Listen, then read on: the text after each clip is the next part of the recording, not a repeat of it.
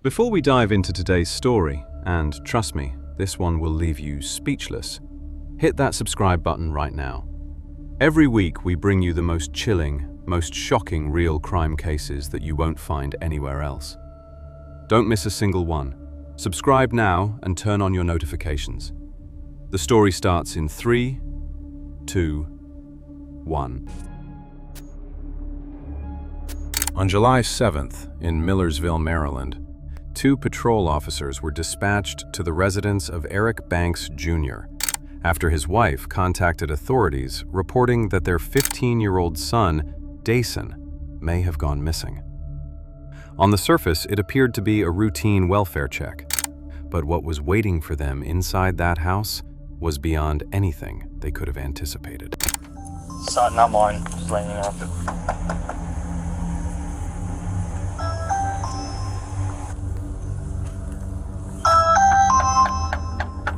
Officers reported hearing loud banging sounds coming from somewhere on the upper floor of the residence.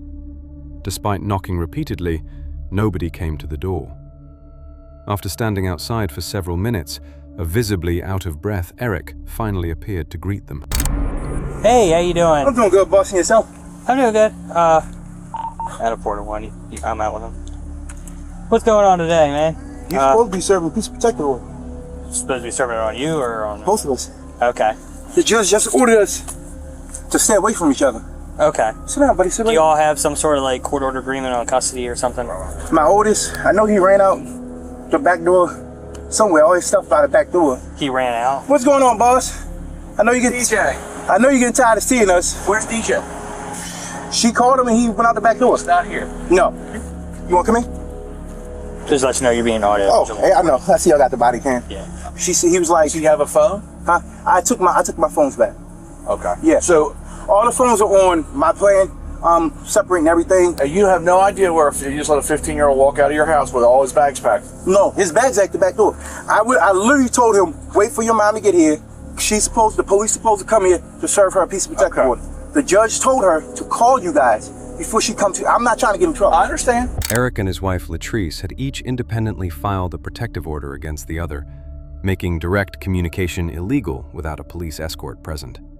However, because Eric was not Dason's biological father, Latrice held full custodial rights over him. This is why Dason had been packing his belongings. He and his mother were preparing to leave the home permanently. The fact that Dason had vanished on the very day he and his mother were supposed to relocate made the entire situation even more suspicious. Officers continued their conversation with Eric, hoping to piece together the family dynamic and identify any clues that might indicate where Dason had gone. But what Eric said next only deepened their concerns. So, she's supposed to call you to come meet You y'all? have no idea where DJ is. Honestly, bro, no. I like. With no phone or anything. You can check the ADT. It shows when he ran out the I door. believe you, but I mean, I'm not gonna fight. I'm not gonna do that. listen, man, it's a 15-year-old boy. Having a phone probably would have been, if he's walking out of the house, probably would have been a good idea to leave him with. And you can work out those kinks later. But see, this is the thing. This is getting messy, man. Yeah, I tried to tell him. I said, sit here, wait for your mom to get here. I went upstairs. Before I can come downstairs, he's already going out the back door. So I guess she coordinated, because she's somewhere in the area, I'm presuming. Yeah. So she pretty much coordinated with him to come out there. Okay. All right. Hang tight. All right. All right. Seated beside Eric on the front steps were his 2 youngest sons, 5-year-old Evan Banks and 3-year-old Tristan Banks.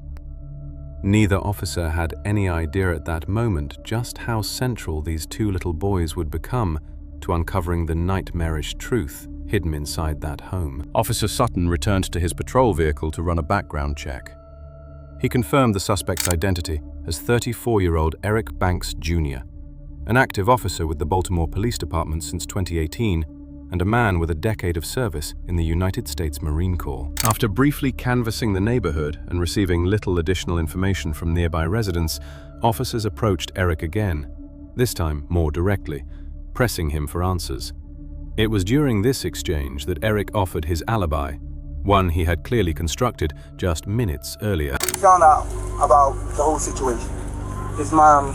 That's neither here nor there. But this is what I'm trying to tell you.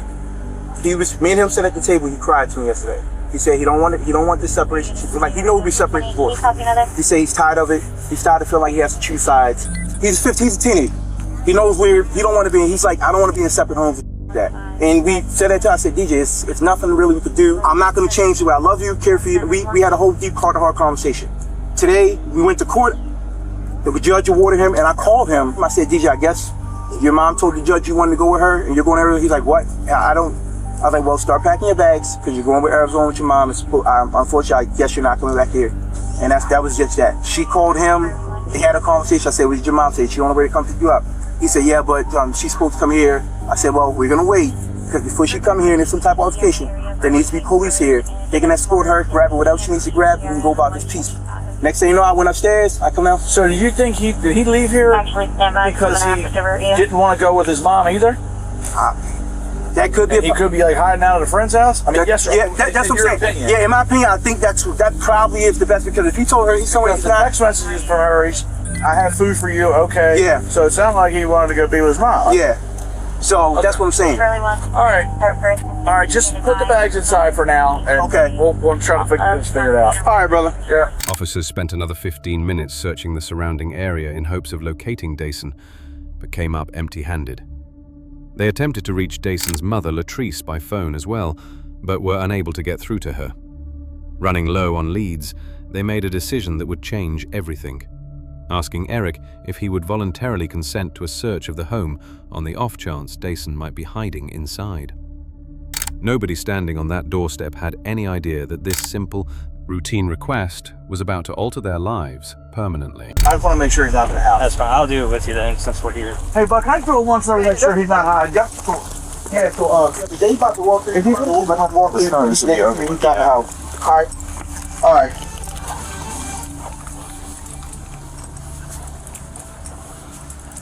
That's your room? The one with the bunk bed right here? Yeah. This is the kids' room. DJ! This is my room right here.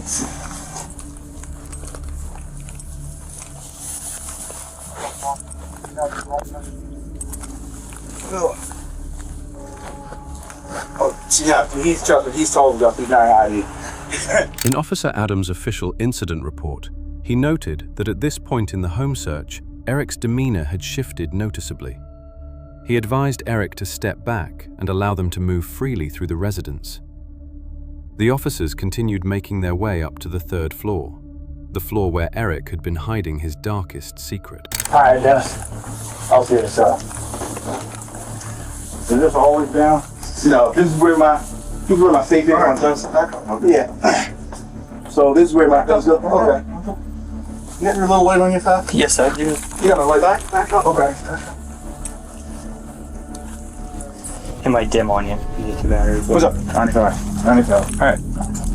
What's up, bro? 95. Hidden inside the opening in Eric's bedroom wall was Dason's lifeless body, already cold to the touch. Eric had failed to fully seal the opening before going downstairs to greet the officers. The discovery left both officers visibly shaken. They struggled to maintain composure as they escorted Eric out to a patrol vehicle. What's up?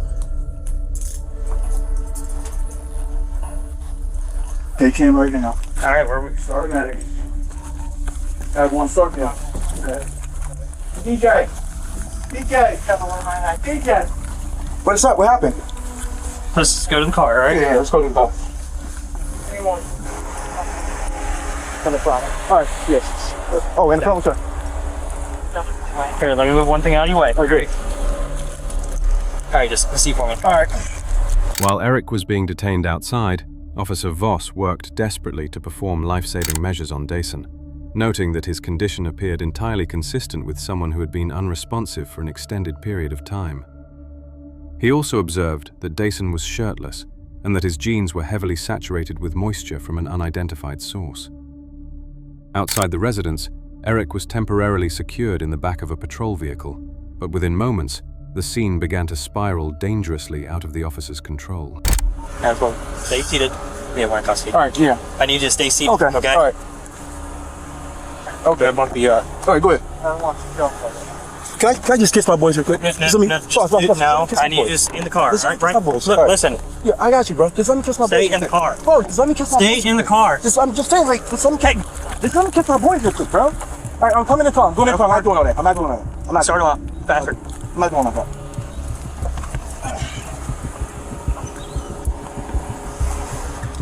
After you just here, All right, listen, just all right, here. stand up, Here. turn around. Don't do anything. I'm not. Stay in the car. Stay in the car. Stay up against the car. Okay. All right, now get back in. Hey, bro, I'm not doing it. Stop running. What are you doing? I just want to kiss my boys, bro. Come on. Just let me kiss my boys. Get back in the car. All right, come on. Come on.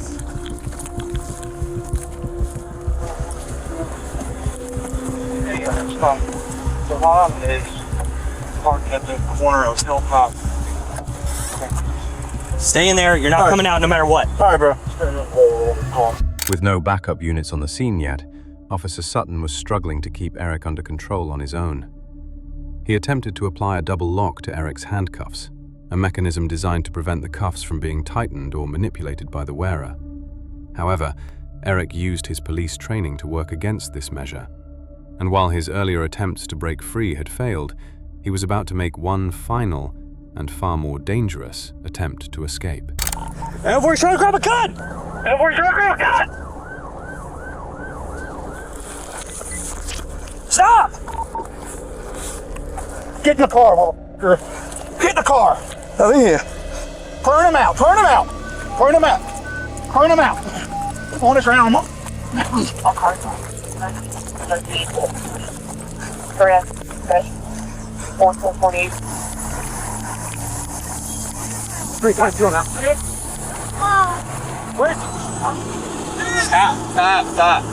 I can't stop. Yes, you It's can. on my wrist. And my hands going numb. Are you on your side? You gonna stop? Yeah. My hands going numb. All right, turn them on the side. Numb. But hold on. I told you broke it. It's numb. All right. Stay where you're at. Stay here. I am staying here, but I told you broke. All right, move your legs. All right, take a deep breath. I am. All right, listen. You're wiggling around left to make it worse. I know. All right, But I want you we're done. to speed up. We're done here. I want you to be done now. I want you to free. We're gonna take you to the hospital. All right. All right. Well, let's just not wrestle anymore. It's just too hot as shit today. I know. You sweating? I'm sweating. Can we be done? I want to be no, bro. Like, All right. Well, let's go to the hospital and talk about it. We don't need to wrestle on the ground. Is that helping anything? no, it's not. All right. All right. Okay. All right. During the struggle, Eric had attempted to pull Officer Sutton's service weapon from its holster and nearly succeeded in knocking it to the ground. Fortunately, the handcuffs restrained him just enough to prevent the situation from escalating further. As the chaos finally subsided, the two officers took a moment to debrief each other on what had just unfolded. I go up to Subway to meet her, go in to make sure he didn't go to Subway to miss communication. Come back here, I said, let me just check the house. It started getting real weird. I'm like, well, if you just stay back, he's a Baltimore City fine. It started to get real weird. I'm like, no, I can check the house. You stay back, you stay back, you stay back, you stay back. I go up and wait off. He goes, he wouldn't be up here. There's an attic thing undone with a screw in it. Looked in there and saw the boy laying there. I was trying to drug him out where he is now and did what I could.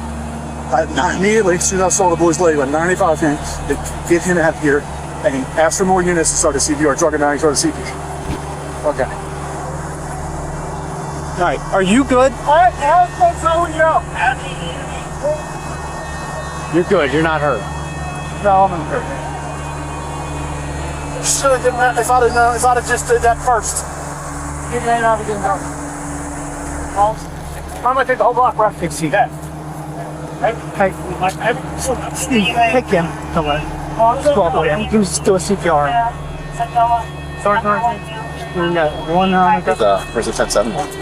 1448. Inside. Yeah, like, well, we went upstairs to check the house. And he had a gun safe area. What's up? There's like a gun safe area, and my partner looked in there, 95, and I don't know what's going on. And then when we took it to my car, he I gave him an opportunity because I needed to double lock his stuff, and then he unbuckled himself, went out and grabbed. EMS arrived and attempted to perform CPR on Dason, but it was already too late. He was officially pronounced deceased at the scene shortly thereafter. What officers uncovered alongside Dason's body was only the beginning. As the investigation expanded, Eric's own children would begin revealing further details, painting an even bleaker picture of what life had truly been like behind those closed doors. The decision was made to transport Eric, his 2 young sons, and Latrice to the police station. According to police reports, during transport, Eric repeatedly slammed his head against the cage partition inside the patrol vehicle, causing visible injury to himself and damage to the vehicle. Despite this, everyone eventually arrived at the station, where each individual was separated into their own room and prepared for questioning. Eric was left alone in an interview room to calm down. Meanwhile, detectives turned their attention to Latrice and young Evan, gathering as much information as possible before sitting down with their primary suspect.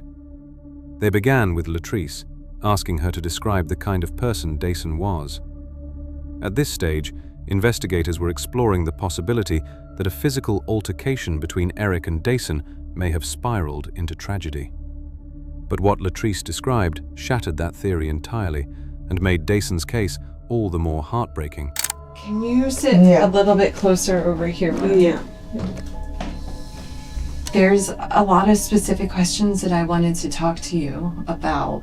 Can you describe DJ? Was he an argumentative person? Was he a quiet person? So the son was more of a quiet person until he got to know you, but he was always mannered. He talked to a lot of adults, but he never was disrespectful or any of that.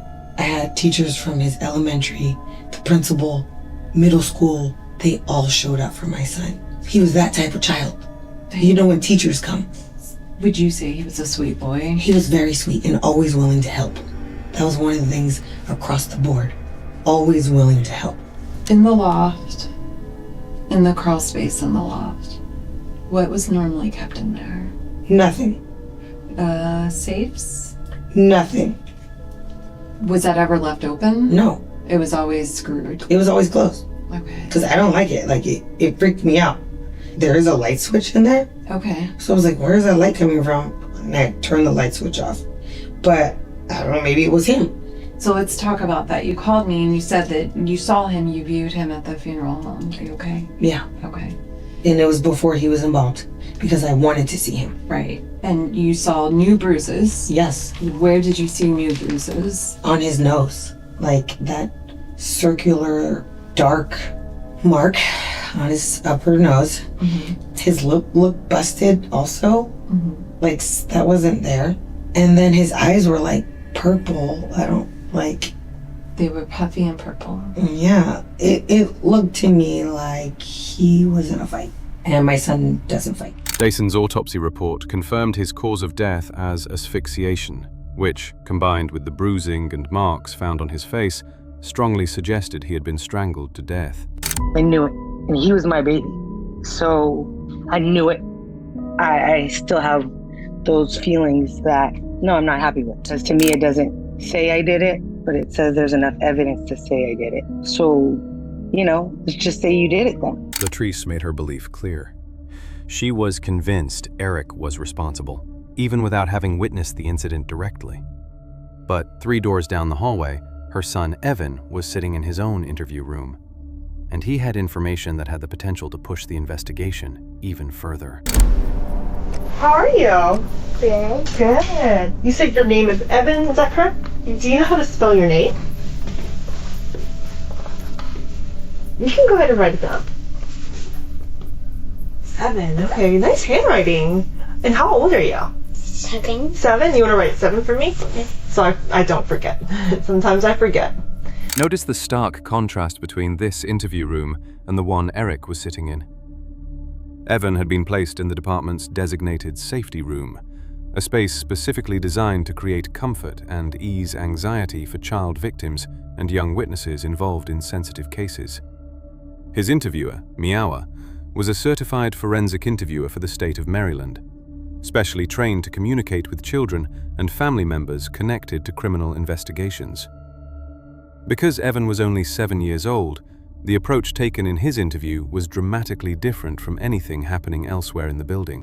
My job is to talk to kids and families all the time, and today I get to talk to you. And we talk about a lot of different things in this room, and this is called the safe room because anything we talk about is always safe, and you're not in any trouble. I'm just here to listen to you and talk to you. Okay. Miawa explained to Evan that everything was being recorded and that he was not in trouble. He was simply there to help. She spent approximately 15 minutes talking with him about movies and other interests he enjoyed before gently guiding the conversation toward the day of Dason's murder. And Evan, who do you live with? My mom. Your mom?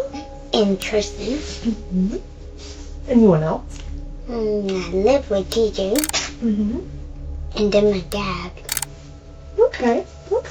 And do you know what you're here to talk about today? No? So, tell me a little bit about your family. Tristan, he likes to fight and plays and steal toys from others. I like the color, and then I also like Kids Bob and Tristan. And you said you also live with the DJ, is that right? And my mom. And Tristan. So DJ, how old is DJ? 15. 15? Tell me about DJ. DJ like going in the water, tickling me. Can't really remember all the stuff he used to do.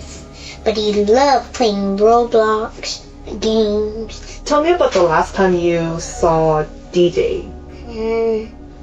My mom wasn't at the house. Tell me who was at the house.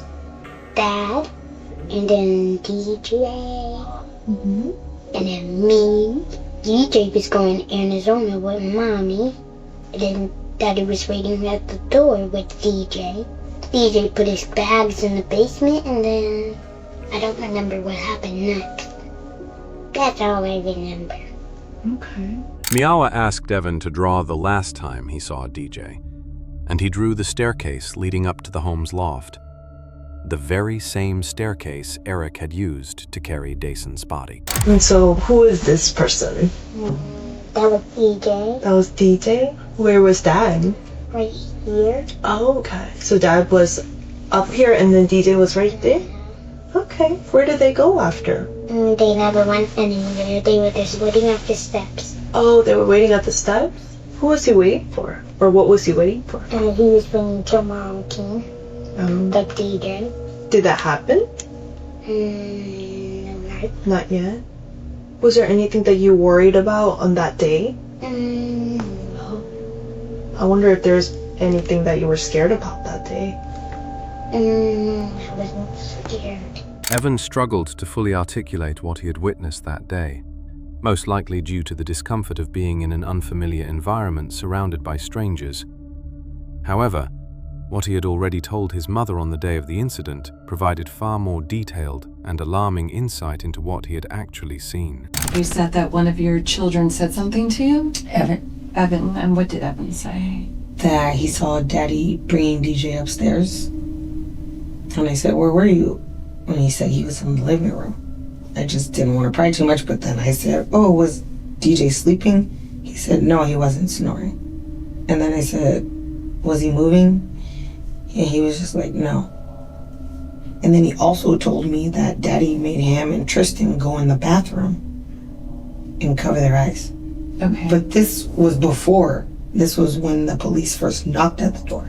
Okay. Evan didn't say anything about the knock because he told him to go in the bathroom first. So I'm a little confused of like the order. So I don't know if that's maybe when he was gonna let the police in. But Evan did say he saw that. And he was in the living room because he told me he was watching Loki. In addition to these deeply troubling details, Latrice went on to describe how Eric's entire life had begun unraveling simultaneously. Due to the protective order Latrice had filed against him, Eric had been suspended from the Baltimore Police Department on the very same day Dason was killed. He had just separated from his wife, was on the verge of losing custody of his children, and was now facing unemployment. All of it collapsing at once. Latrice also revealed that the order she filed was not her first attempt to legally distance herself from Eric. Months earlier, she had filed an initial protective order, writing, "I am in fear for my life and well-being because Eric Banks keeps trying to control, follow, and emotionally abuse myself and my sons." That first order was denied. It wasn't until her second attempt, months later, that it was finally granted. Everything pointed in one direction. Eric's life had been falling apart. He had hidden Dayson's body, lied repeatedly about his whereabouts, and violently lashed out the moment the body was discovered. It was nearly impossible to imagine any scenario in which he was not directly responsible for what happened to Dayson. But evidence alone would not be sufficient to obtain a confession, especially from a man with 10 years of law enforcement experience who understood the criminal justice system just as well as the detectives working against him. What Eric did not know was that the interrogation he was about to face had been specifically designed to crack even the most composed and well-prepared of suspects. Up to this point, detectives had little reason to question Eric's candor. He had been open, conversational, and seemingly transparent throughout their exchange. But the moment the conversation shifted to the day of the incident, it became clear that every ounce of perceived honesty had been a carefully calculated performance. So yesterday we go to court, get the peace and protective orders. They grant the whole motion, for us to stay away from each other. The two youngest boys supposed to stay with me. The oldest, he's going to Arizona with his mother. And she tells the judge, that's what you want to do, blah, blah, something. So right after that, call him. I was like, hey, start packing your bags. You're going to be going with your mom. He's like, what? Why? I'm like, your mom said you wanted this. It's what you're supposed to do. I guess, I don't know. I didn't have that conversation. Previously to that, me and him had literally just sat down at the table. Because I could tell that my son was depressed and he was going through, and that's really what our trip on the first was, just to try to get him away, get him out. We sat down at the table and I'm like, what's going on with you? How are you feeling about this? Where are you at with this? And he's like, honestly, I don't know. He's like, I hate it. I don't want to feel like I'm choosing sides. I just want to be left alone with everybody, because then it's they're calling me, telling me this and this and that, and it's I gotta keep certain things from you. He's like, I don't want to be a part of this. He's like, I'm tired. So I say, just go and start packing your bags. And he's like, okay. We wait. I get my paperwork. I come home, and on my way home, I just felt like I was done. You know what? Today's gonna be the day I'm gonna do it. Okay. Yeah. I feel like my family's falling apart. I'm suspended from work. Possibly gonna lose my job. Mm-hmm. So it's situation. It's building. Keep going. It's like vendetta. And I even sent a text to say, I don't know why we feel like we have to be at war. Right. We shouldn't have to be at war. It's if you out here lying to these guys, telling you gotta guess what are you trying to move in with them? Telling that you're living in hotels when you're not. You're staying with your mom. What are you doing? So at this point, it's you know what?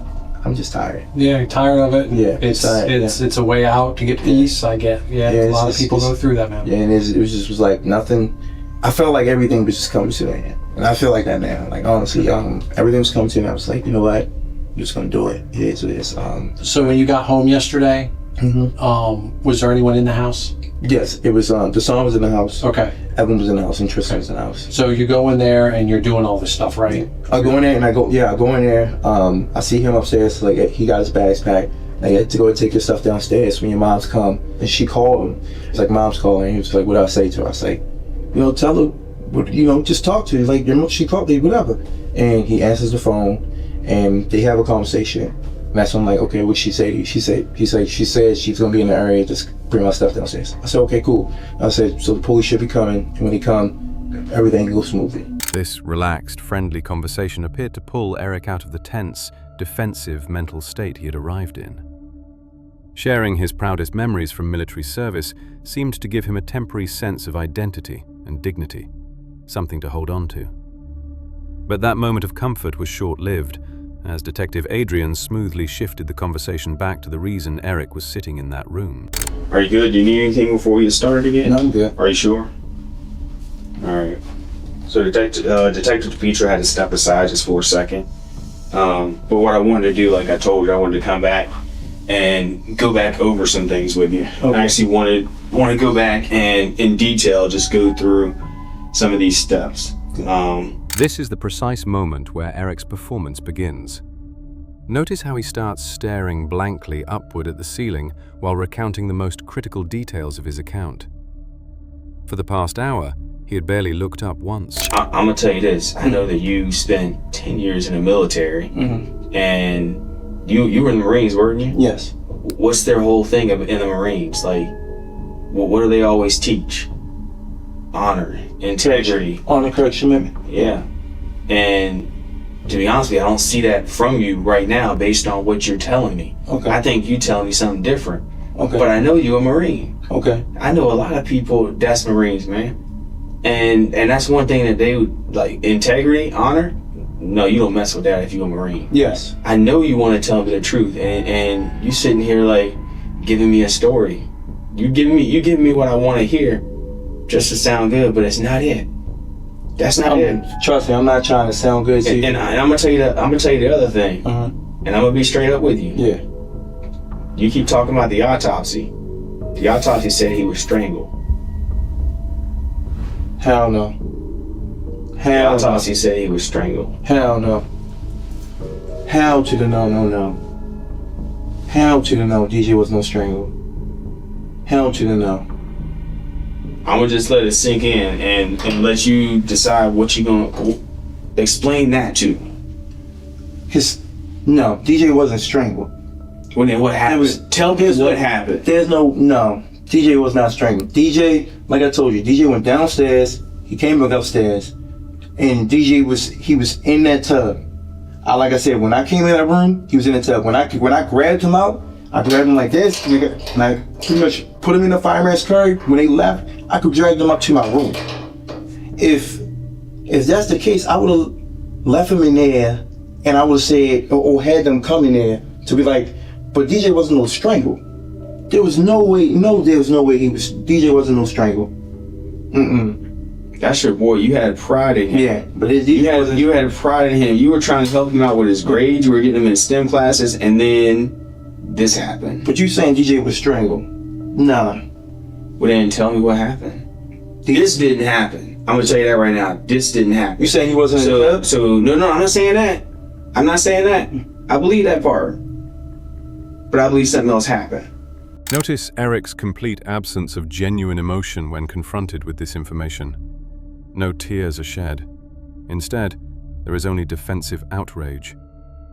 For detectives, this combination of behavioral cues, the deflection, the performance of shock without grief, the calculated denials, is a classic indicator that a suspect is being deceptive. You need to tell me the whole story. Like I said, DJ, when I came in there, DJ was literally in that tub. There was no way I'm gonna sit there and strangle DJ, not harm Tristan. Why would I? I don't even have no ammo to want to strangle this boy. I have nothing against him to want to strangle him. Nothing. Okay. No anger in my heart, no nothing. Cause then, like I said, if I was gonna do that, why would I leave my other two boys? If I was gonna do that, I would've took all of us out. DJ was not no strangle. So then what happened? Tell me the story. You start from scratch. Tell me the story. DJ was not no strangle. Well, then tell me what happened. You're not telling me the truth. Tell me what happened. Bro, I'm right here standing right now. I'm giving you a chance right now. You asked me to tell you that I strangled my son. No, I didn't. Eric's knowledge of the legal system was clearly working against the detectives. He understood precisely what a direct admission could cost him, and he was doing everything in his power to avoid giving one. Simply pressing him with confrontation was not going to be enough to crack him. So Detective Adrian shifted his approach entirely, moving from pressure to empathy. I'm gonna tell you right now, the way this is gonna be something you're gonna have to live with for the rest of your life. Yes, sir. This is something you are gonna have to think about every night before you close your eyes. And when you close your eyes, you're gonna think about what you did to him. That's what you're gonna think about. You're gonna think about what you did to him. And it's gonna haunt you for the rest of your life.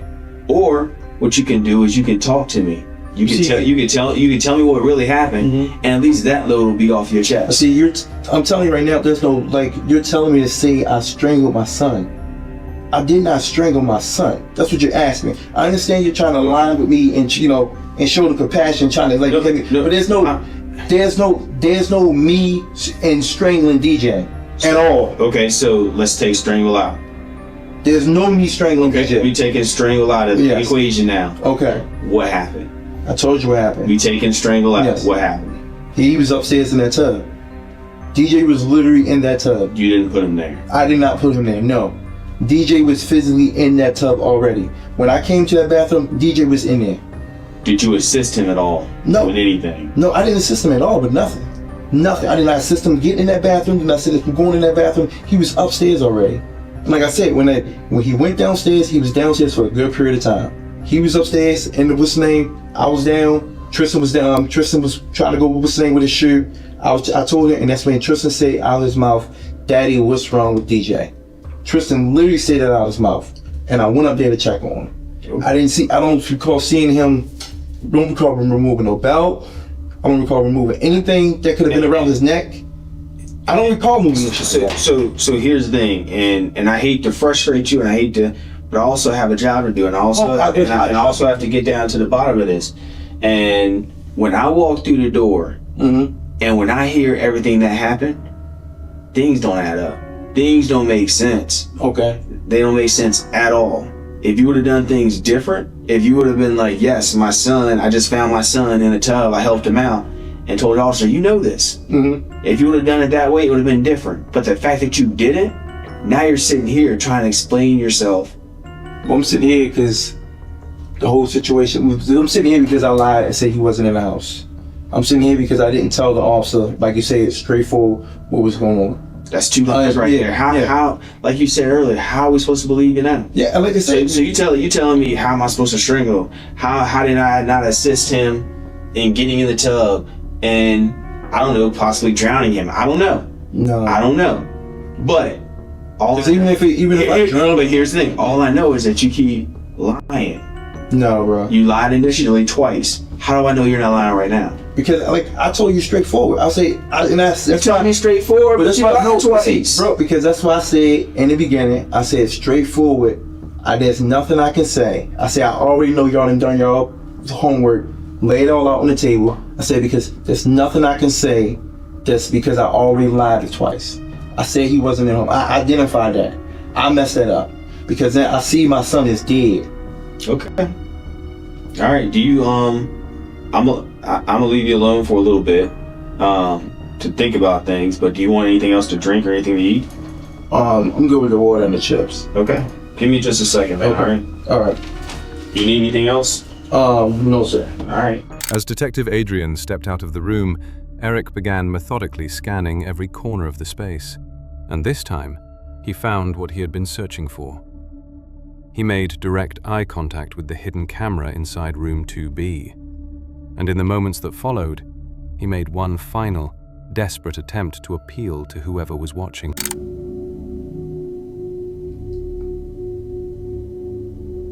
Strangle? I don't know. It was too late. His testimony had been inconsistent at best, and Detective Adrian had more than enough to conclude the nearly 5-hour interview.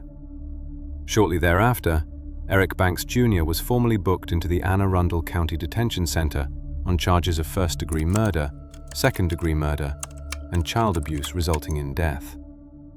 At trial, Eric moved quickly to accept a plea agreement, pleading guilty to second-degree murder as well as attempting to disarm a law enforcement officer. On October 4th, 2022, Eric Banks Jr. was sentenced to 42 years in prison. If he serves his sentence in full, he will not be released until the year 2064.